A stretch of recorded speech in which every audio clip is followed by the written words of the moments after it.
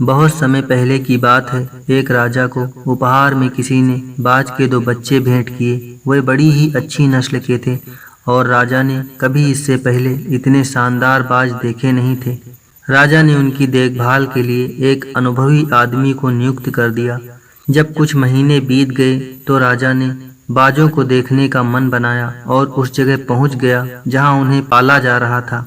राजा ने देखा कि दोनों बाज काफी बड़े हो चुके थे और अब पहले से भी शानदार लग रहे थे।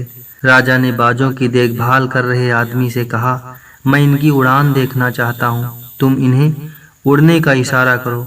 आदमी ने ऐसा ही किया। दोनों बाज इशारा मिलते ही उड़ान भरने लगे, पर जहाँ एक बाज आसमान की ऊंचाइयों को छू रहा था, वहीं दूसरा कुछ ऊपर जाकर वापस उसी डाल पर आकर बैठ गया जिससे वो उड़ा था।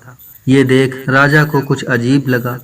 क्या बात है, जहाँ एक बाज इतनी अच्छी उड़ान भर रहा है, वहीं ये दूसरा बाज उड़ना ही नहीं चाह रहा। राजा ने सवाल किया, जी हुजूर, इस बाज के साथ शुरू से यही समस्या है, वो इस डाल को छोड़ता ही नहीं। राजा को दोनों बाज प्रिय थे और वो दूसरे बाज को भी उसी तरह उड़ता हुआ देखना चाहते थे। अगले दिन पूरे राज्य में ऐलान कर दिया गया, जो व्यक्ति इस बाज को ऊंचा उड़ाने में कामयाब होगा उसे ढेरों इनाम दिया जाएगा।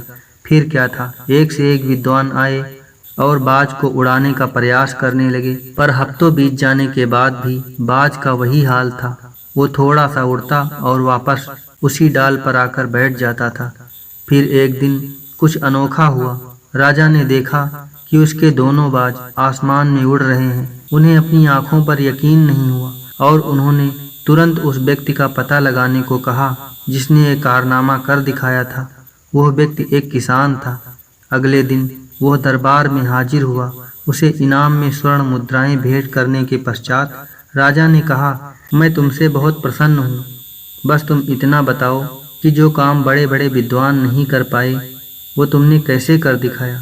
मालिक, मैं तो एक साधारण सा किसान हूँ, मैं ज्ञान की ज़्यादा बातें नहीं जानता। मैंने तो वो डाल काट दी जिस पर बैठने का बाज आदी हो चुका था, और जब वो डाल ही नहीं रही तो वो भी अपने साथी के साथ ऊपर उड़ने लगा।